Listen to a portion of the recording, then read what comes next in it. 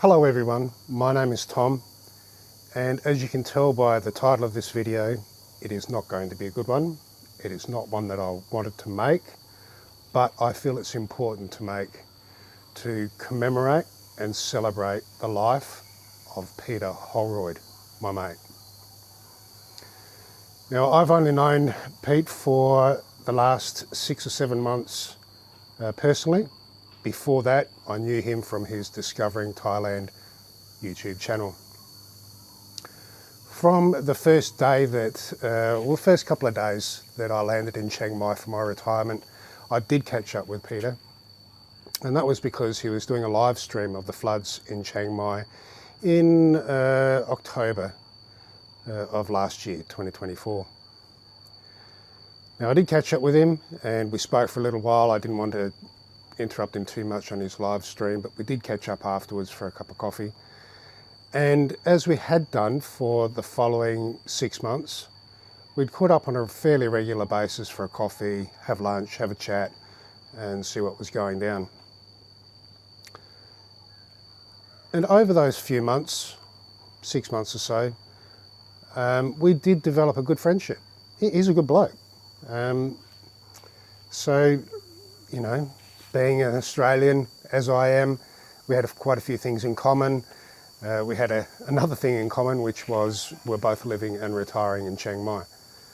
Pete was full of life, full of ideas. He wanted to get involved, and I'll use this word very appropriately. He was interested. Interested in where he was, what he was going to do, what he was doing at that particular time, people that he was speaking to. He just loved it. He was a lover of life. And he will be very sorely missed. Not just by me, obviously by his family, but literally thousands and thousands of people around the world through his YouTube channels and through his experiences, as you'll hear later on in the videos from his family. As I said, it's not a video that I wanted to make, but Peter was a friend. And to be honest with you, although he had plenty of friends, he was a little bit of a loner. And I say that with respect because I think he liked his own company, as do I. So again, we had a few things in common. As I said, the purpose of me making this video is to commemorate and celebrate Peter's life. The best way that I can do that is by making this video and giving you the information, the details of the events leading up to his unfortunate passing. And I'll go through those step by step. I'll also cover off his cremation funeral service here. We did go and spread his ashes and just open it up to anybody who wants to offer any of their condolences and ask any questions. I may not be able to answer them, but I'll answer them as best I can with the information that I have available to me. So as you may well have known through Peter's YouTube channels, Discovering Thailand and OzScalemodeling, which I believe now, along with his Facebook page, have been memorialised. So you can still go and visit them, but obviously there's no new content. So you can go there and view his channels just to give an idea of the sort of person he was. So, as I said, most of you would have understood that he did have a motorbike accident. Where he had his motorbike accident is a little bit unknown because he has very little recollection of the event. But I can tell you that Pete and I were working on a way of collaborating with a video to help each other create a video in Chiang Mai, Thailand, around what's called the Samoang Loop. Now, the Samoang Loop, briefly, is just it's a route that is followed that can take you anywhere from 4 hours to a full day, depending on where you stop and go. And as we're talking about that, Pete, the forever YouTuber, decided that he would go out for a ride, scope out the area, have a look at things to focus on before we actually did go on this little trip. Like I said, it's only going to be a day trip, but it's an area that both Pete and I love to ride around. We've both done it a couple of times before in various capacities and lengths. But like I said, forever the YouTube, he wanted to go and scope it out first. Unfortunately, that's when he had his bike accident, and he ended up in hospital. He did hurt himself quite badly. He ended up with a broken collarbone, quite bad break. He did fracture or break 4, 5 or 6 ribs. Not a little bit uncertain about that. But if you do have a look at his YouTube channel and his Facebook pages, you'll see that he was very lucky that he was wearing a helmet at the time. The helmet did copper punch. Like I said, he forever the YouTube. You can't remember it, but he was taking photos and videos while lying on the ground on the stretcher and in the ambulance. I think he actually did a couple of videos from his hospital bed. So he took advantage of every opportunity that he had. So when he'd had his accident, he did message me saying, well, no, he was actually very cryptic. He sent me a photo of him lying in the hospital bed. So that started the conversation backwards and forwards about what happened and all that sort of stuff. So I went and visited him in hospital to see how he's going, see if he needed anything. He didn't really need a lot initially. He was in hospital at the Claymore Hospital in Chiang Mai, which is a very good hospital. I'll give you first-hand examples of that. So I did go and visit him. He was in there for 3 days, 4 days, 3 nights, something like that. And he was eventually released, but because they had to cut his favourite shirt off him when he had the accident, I went and bought him a shirt so he could at least get home via taxi with a shirt. Now I stayed in contact with him and actually went to visit him a couple of times in his condo just to see if he needed anything, bit of company. Although he had plenty of friends that he could make phone calls to and video calls to, I think he did appreciate someone physically coming to see him in the hospital. So I'm glad I was able to do that for him. So he left hospital and caught up with him a couple of times again over the following week, where we caught up for a coffee. I helped him do a little bit of shopping, and again, that's where those conversations started about, well, continuing on about the motorbike trip that we're going to go on. But again, forever the YouTuber, he wanted to do a video on his experiences of having a bike accident and how he was treated in hospital and the events and details around that. Unfortunately, it was, I think about 10 days after his motorbike accident, I did get a phone call from the hospital. Now, the only reason I got a phone call from the hospital was because Pete gave me the contact to the English-speaking liaison person at the hospital who was able to unlock his phone, but also she had my number previously, so she gave me a call and said that Peter had an incident and was rushed to the hospital. They took him back to the same hospital, believing, as I understood, that they were familiar with him and the circumstances around why he may possibly be in hospital. And one of the critical things about that to mention is that if they hadn't had my contact details after his motorbike accident, they wouldn't have had anybody to contact when he arrived in the hospital for the second time. So that was a very fortunate thing, which we'll cover off a little bit later on.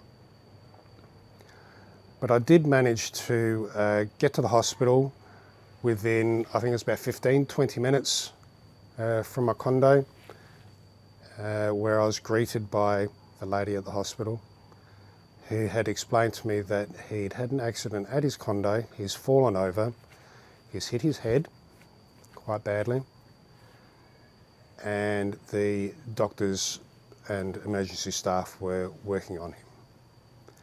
Now I got a little bit concerned at that stage because this was, approximately half an hour or so after he'd had his fall, and they weren't giving me a lot of information, so I did have to wait. And it probably wasn't until 45 minutes after that I'd arrived at the hospital that they came out, and it is hard just remembering it now, but they did tell me that Peter had passed away. Now it's just still a shock to me. Now I'm making this video 2 months after Peter had passed away. And it still shocks me now just thinking about it and recalling the details. Here's a guy that I'd met literally just the day before for a coffee, and now I'm being told that he's no longer with us. It's a hard thing just to comprehend. It's not something that you want to hear, something that is easy to hear. But the reality was that Peter was no longer with us.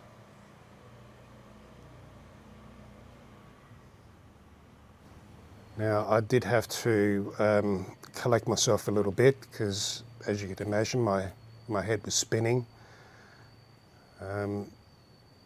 I didn't know his family. I knew of his family. But thankfully, the hospital was able to unlock Peter's phone, and I was able to search for family contacts. Now I can tell you, living overseas, away from your home country, and calling the family member of a friend, that family member you've never met before, you've never spoken to before, I had to share that news with them. I can tell you I was trembling. I didn't know how to start the conversation. I didn't know exactly what to say. But I just had to say the facts. Just had to say what was there. And I can tell you it was a fairly short phone conversation, 5-10 minutes. We exchanged further details, and I hung up, still shaking.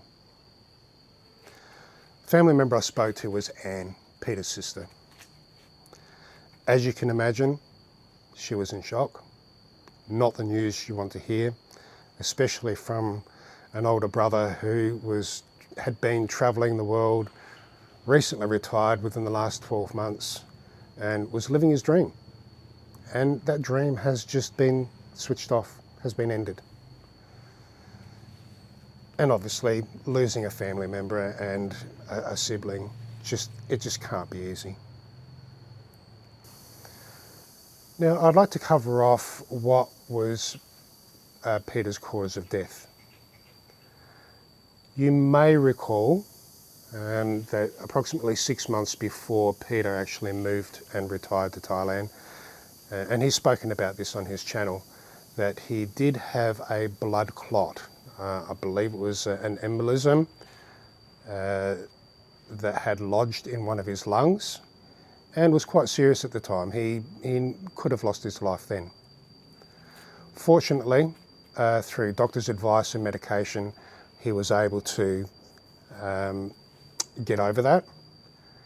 And I think it was about 6 months after he'd retired in Thailand, he'd stopped that medication, was basically given the all clear after getting some tests done here in Chiang Mai. So he was quite pleased with that. He was happy about that. He was planning on buying a motorbike, given that he'd had that medical clearance, and had already made plans to purchase a bike, an ADV 350, if you're interested.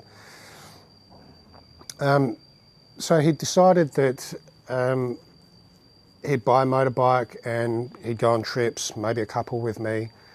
And because he had that medical clearance, he was quite happy. He was quite looking forward to that next chapter in his retirement life.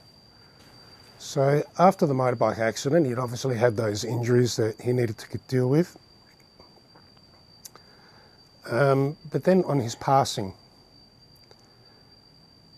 they'd said that he'd had a heart attack and had fallen over and had injured himself even further due to that. He actually fell over outside his condo in Nong Hoi, where he was living. Now, I have seen a lot of the comments and questions on his YouTube channels, and there was a little bit of conjecture to start with, but officially been noted as a heart attack. Was it because of a further blood clot? We don't know. Was the bike accident a contributing factor or the cause of this condition? We don't know, and we'll probably never know. But the reality is that he did have a heart attack and he passed away because of that. So we are here at the San Petong district in the Sen Karakom sub-district at the local crematorium funeral service place. So it is a traditional way of saying goodbye to somebody. It is along the main road, so there is a little bit of a noise. The ceremony is happening at 11 a.m. and there is a live stream which I'll either include a link to or edit into part of this video. So despite it being a little bit overgrown, this actually is a very nice place. Where we're seated at the moment, we have Aaron, Peter's son, Anne, Peter's sister, and John, brother-in-law.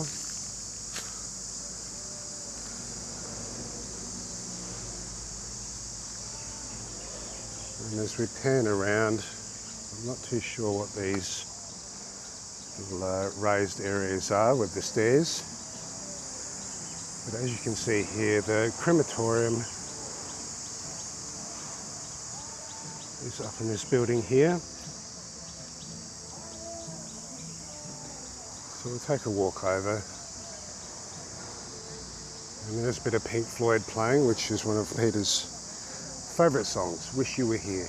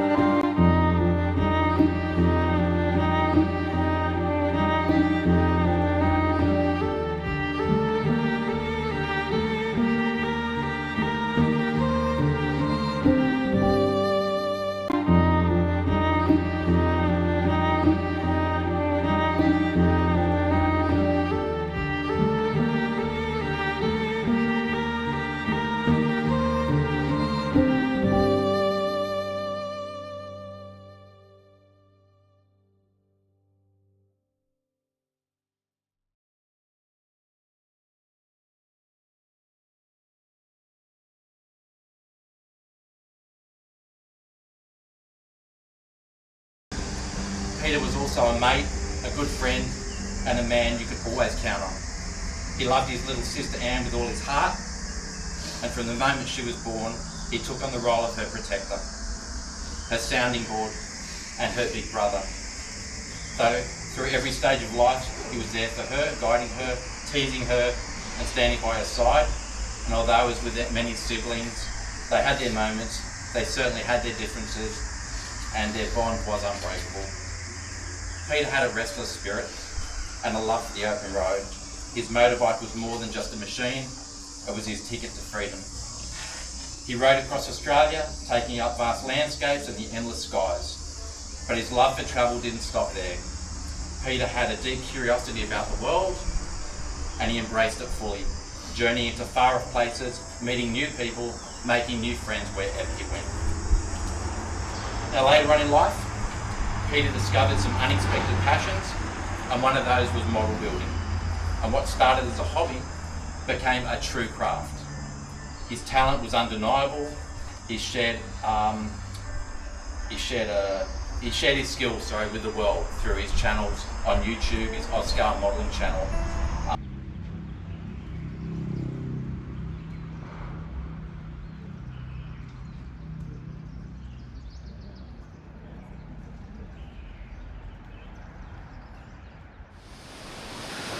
I'd also like to take this opportunity to thank and appreciate the attendance of Pete's fellow YouTubers.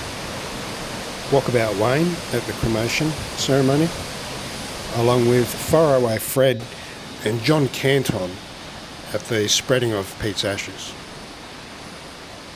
We met at the River Rock Cafe along the Samoan Loop I was telling you about earlier.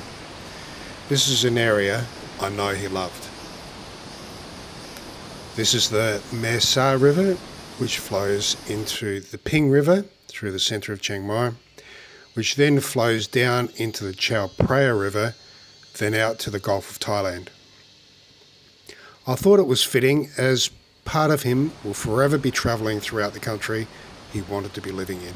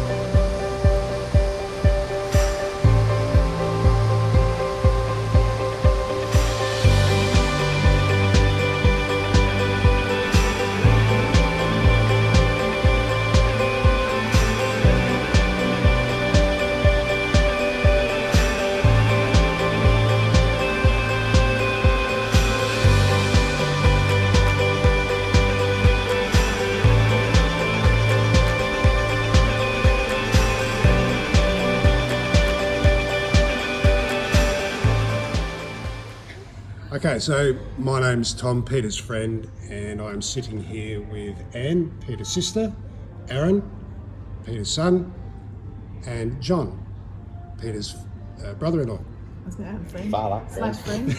Slash friend. I'm married into the relationship with Peter. Wedding best man. Bit of a ring in.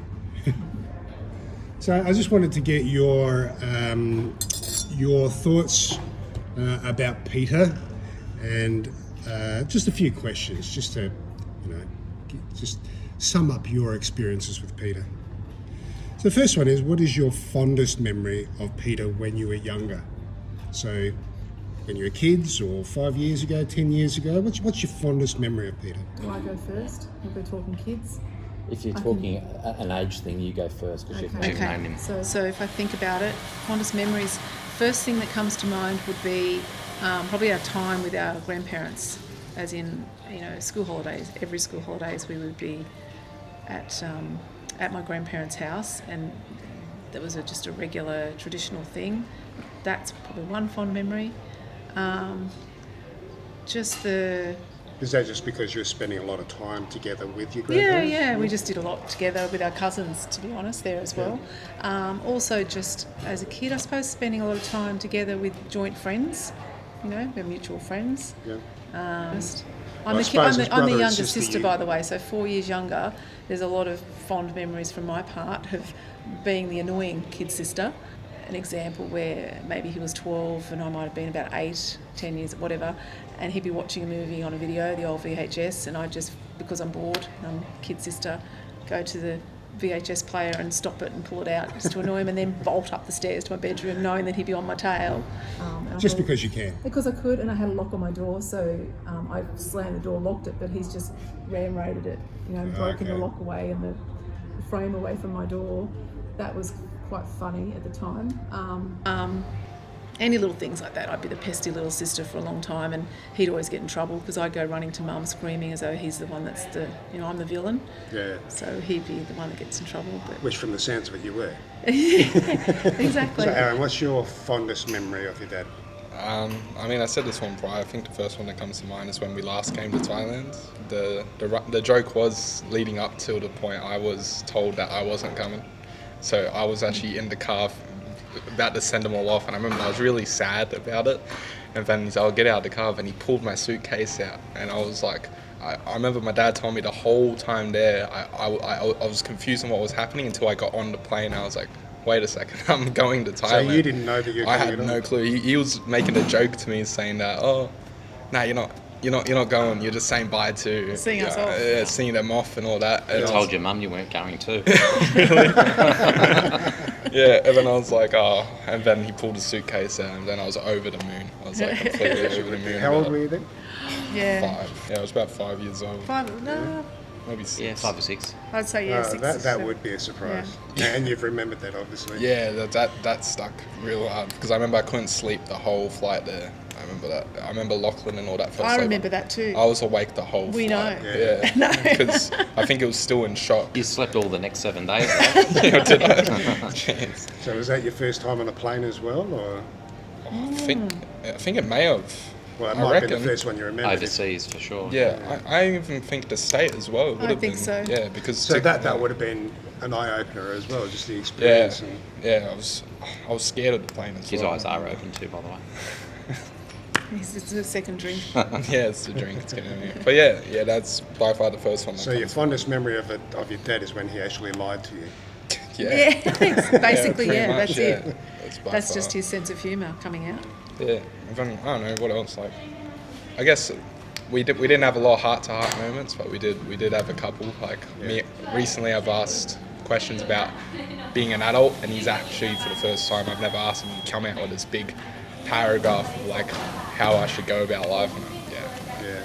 little bits of advice that really helps a lot. But yeah, it's always That's a great memory to have. good. Yeah, And you, John, I believe you and Peter grew up together before you and Yes. Anne got Yes. together. Yeah, Yeah, I Is that think. right? Yeah, I'm the reason that Anne's got a husband. Sorry, is that the reason? I or was just the going to rain? say, hang on a sec, how do we look at that? But no, they that's met. terrible. You were friends before. Yeah, so Pete and I were friends kind of growing up through our later teenage years and certainly into adulthood. Some of the memories, we loved our cars, so we're always doing up Escort cars, vans. escort vans, and our Falcons and Commodores, and Pete would always be the first one when somebody needed help to come over and offer that assistance. If you said come over at 8 o'clock on a Saturday morning, he'd be out till 7 o'clock drinking and partying, and then he'd rock up at your house and help you get into it. So he was very reliable in the fact that if he said he was going to do something, he'd do it. And sometimes the memories are that he'd turn up unexpectedly when you didn't ask him, but you needed help. Yeah. So he was he was a good friend growing up, and he was a bag of laughs as well. He had I've got a dry sense of humour. He had a very dry. ladies funny sense of humour. Ladies. The ladies liked him. They liked his humour. Mine was always dry and stupid, but Pete was always, here's the man. So yeah, he was a great guy, and he was very loyal to his group of friends, and they were equally loyal to him. So And that's evident too in the Yeah. comments, all the reaction yeah, in this absolutely. last few weeks too. And you can see how that's that's built over the life of Peter, to extending it from a small group of, close loyal friends to a community, to a global group of friends. And everybody that we've heard from and spoken to in the lead up to this day has just blown me away, how you think you're his only mate, and then you talk to people like yourself and, Trip in the States and other people, and like, no, they're all his closest mates. Yeah. So he was very very good in that way as well. So, we're going to miss him. Yeah. It's one of my Well, I fondest think memories. if I had my 5 cents worth as well, when you talk about the fondest memory of Pete, and it's just as you said, I didn't have to ask for help. He, just through conversation, he realised that I could use some help, and he offered it straight up. Yeah, and that, So That's that's him. okay. So the next question is, what is the funniest story that you have about Peter? That's hard. I'm Aaron's trying to first think nappy of this. Oh gosh, there's just so many little things. Like, I can't pinpoint. As a kid, funny ones were just him being the practical joker. I mean, I might not have thought they were funny at the time. Like, there was a time where he had we had this little stuffed toy mouse thing, I remember, and he threw it up, whether he did it deliberately this way or not, who knows, in a way that I had to kind of lean for it to catch it, and I grabbed it but fell and ended up going head first through a glass panel in the door onto the front porch of the house. And for a long time there was a sticker he put on there where it was cracked saying "Do the right thing." Just loads of just little things. Like, I can't think of one specific. He was just a bit of a jokester. I don't know, funniest. And as we're probably when I was in my 20s, I think we told you about this the other day, when we were here, we were at Hua Hin, if I'm pronouncing that right, and went to have massages. And the two of us decided to go. John didn't want to go, he wasn't interested, and whoever else we were with, so we thought, right, let's just go. Walked in, laid you down on the massage tables, and there was a curtain in between the two of us, and you just get comfortable. Gear off, certain degree, waist up, whatever. They pull the curtain back and thought that we were husband and wife, and it was a couples massage, and two of us just freaked. Well, I particularly, he did too, but I was like freaked out, and he's going, no, my sister, no, my sister. So that was hilarious. So they were like, I'm so sorry, we're so sorry. And you, Aaron, what's the funniest memory you have of your dad? I feel like I don't have a lot, simply because, weren't around a lot. But I reckon Thailand is where I have the most time memories. And I think I remember we were riding an elephant, and he was behind recording us. And the first thing, I'd look around, and he's just like about to gag because he could smell the elephant. you never ride behind the smell elephant the wrong behind. end of the Yeah, elephant. he was right behind. He was smelling it. He was like, I remember stuff like that. I don't know. Other stuff is just, I think it wasn't really jokes between me and him, but the stories he'd have about like something that happened in some country, and he would go on about it. It would just be like something you'd never imagine anyone would do, but yet he'd do it, and it'd be dumb but hilarious at the same time. Like, I remember I said his story, he went to like Africa or something like that, and he went past like this mafia gang with all these like guns, and any other person on the planet would be like, no, I don't want to go. Him, they're like, come, and he's like, yeah, sure. And he goes along on some bike ride with them ages, and next thing you know, he's shooting these big guns probably in the middle of nowhere. Like me, Militia. the militia. And me personally, I'm like, I would never, ever do that. But that sounds so much like him. Like, he sees opportunity for adventure, and he's like, wherever the Australian government says not to go. When the travel warnings come out, he's on his way. He's like, yeah, let's go there. And John, your funniest memory of, or funniest moment? He'd have a few from when he was... Couple. We got time? Boys being together. Can I put it on YouTube? That's the question. No, there's a couple. I mean, we're in a, we called ourselves a little gang growing up, as I said, and we had our cars and our Cat Hill. our Cat Hill club, and we were always going up there of a night time and causing a bit of mischief. But Pete is one of those people that is a contributor, as I said, and he'll always put his hand up and jump in first. But if somebody was going to get hurt, it was always going to be Pete. Always. We knew it. Like, we felt safe around it because we knew the odds are it's going to be Pete. him. And so, it doesn't matter what we do. He's always going to get hurt. So there was some interesting times with him. I remember one particular time that we were going out clubbing on a Friday night, and we'd been looking forward to it all week. And I I think Pete gave me a phone call about 5 o'clock in the afternoon and said, I've had a bit of an accident. And I thought, okay, that's all right, but was still going out. Yep, okay, we're out to pick the chicks, so we're not going to miss out on a night out. Reliable Pete turned up. When he got to my house and I looked at him, I was horrified because he had these scabs and burns all over his face, like chicken pox, but not chicken pox. And I'm like, Pete, what happened? He goes, oh, the car was running a bit hot, so I undid the radiator cap. And of course the hot water came up and scalded his face. But ever the trooper, he still went out. And it was a good night for me, not such a good night for him.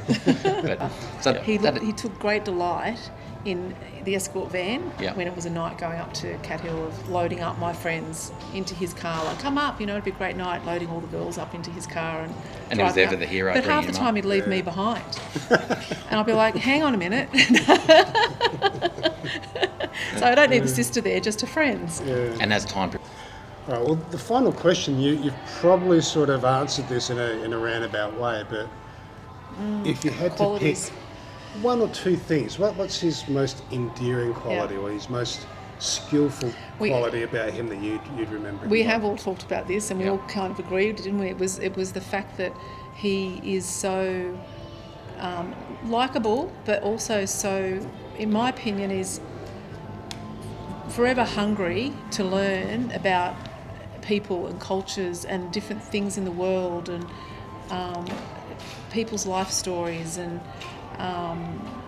just always wanting to learn and educate, and could never sit still. But he also had that creative side, as we know, with YouTubing and with his model building, and for years as a photographer, doing photography just as a off, not work, but as a sideline thing. Yeah. Very good at that, which we were explaining earlier comes from my grandfather. But and the fact that he commits to everything, like he just, which Aaron was saying earlier when we were out, just that he'll do something and agree to do something, and he's in it 100%. Does it well, and he doesn't give up on it. He's a doer. Yeah. I think communication to anybody, anywhere, was a big thing. We couldn't find our way through Sydney Airport, let alone Bangkok Airport on the way here. Yet he managed to find himself in Tibet or at the base camp of Everest or in India, trekking on his own, and made that journey. Climbed Mount Everest and been to Egypt, been everywhere really. He's been all over the place with a passion. Whereas it's I can't fathom that, because I said saying to the guys before, I look at my life and I think I've achieved this. But I look at his life and what I've learned, in the recent weeks as well, and he's achieved so much. So a good communicator. But then at the same time, reliable. He's a quiet person. So if anyone that's known him for years and known him since he was a teenager, you would think he was a little bit of an introvert to a certain degree, and very much on his own, and he likes his own company. And that'd be a bit of both. He's very opinionated and very knowledgeable on vast topics. Definitely get on to a lot of conversations with him about lots of things. He loves the conspiracy theories, and you can argue till you're blue in the face with him, and he's got an answer for everything because he's educated himself on it. And I don't know where he found the time to do all of this, but he managed to do what he did, and he did it really, really well. I was going to mention too, little things like scuba diving. He did a trial scuba diving course, and then in his travels he finds himself over in the Red Sea or somewhere. I can't remember where it was. I don't think it was the Red Sea. In Egypt perhaps, or I don't somewhere. know, Is there water over there? Anyway, did a scuba diving course, loved it, went back, did an advanced, did his instructors, and then did his deep divers. So a lot of people don't realise that, he was quite an accomplished scuba diver as well during his time. So there's lots, and that's only one. There's lots of little things as well. Yes, so, you actually talked to me before about his communication skills. Yeah. And you both have mentioned that as well. But you did mention that being able to talk to somebody and make friends easily. Yeah, I felt like... You feel that you can do the same? Yeah, I felt like I could relate to a lot... after hearing, you guys talk about his things, I felt like I could relate to so many of them. I never realised that, just when it comes to his communicating, I've been to so much schools, but every single school I made friends like that. Work, they're 30, 40 years old, I made friends like that straight away. It didn't matter in Thailand, like I understand the tradition straight away. I'm already bowing my head, like it just comes natural to me. Yeah. And then also I remember, I think you mentioned when we got to Bangkok thing, I just naturally knew how to. I was relaxed. He find was a so spot. chilled. I did say that to Aaron. I said, What date, mate? Where are we going? What was coming out in Aaron just getting here was his just go with it attitude, whereas we're going, stressing out about where do we need to go, what do we need to do, and he's just cruising along, which is so Peter. Well, I He's use the got that. appropriate phrase that the apple doesn't fall far from the tree. 100%. Yeah. And there's got to I be said genetics that. in there somewhere. Oh, to there be able is, to and I understand said that to him straight away. I can see it. Yeah, and I think all three of you have touched on that. So just from my point of view, not only known him for 6 months, was that not only was he interesting, but he was interested. Yeah, He was not only interested in you, interested in what you wanted to do or achieve, and Yeah. he was interested in helping. So if I had to put one word to describe Pete, it would be he's interested. Yes. Not just interesting, he's Yeah, interested. some people Yeah, listen yeah. to you, but they're not really listening. But he listens, and he's genuinely interested in what you have to say and what he's learning about Yeah. someone. And you'll probably research it as well. if Yeah, he's probably interested in would, what you yeah. say. Yeah, exactly. Yeah, I dangerous. can just imagine how. Thank you very much. I certainly appreciate it, and I've certainly appreciated meeting all three of you over the last 4 or 5 days. However unfortunate the circumstances are, Yeah. I appreciate meeting you. Well, we thank you. Yeah, we couldn't Honestly, have done I've said it 100 times to you, and I've said it to so many people when I'm talking to and friends that we couldn't have gone as far as we have with this whole process without you. So, yeah, forever indebted. Well, I think I've said it to you as Yeah. well. As a friend, even though only for a short period of time, it's what mates do. Yeah, you yeah. know?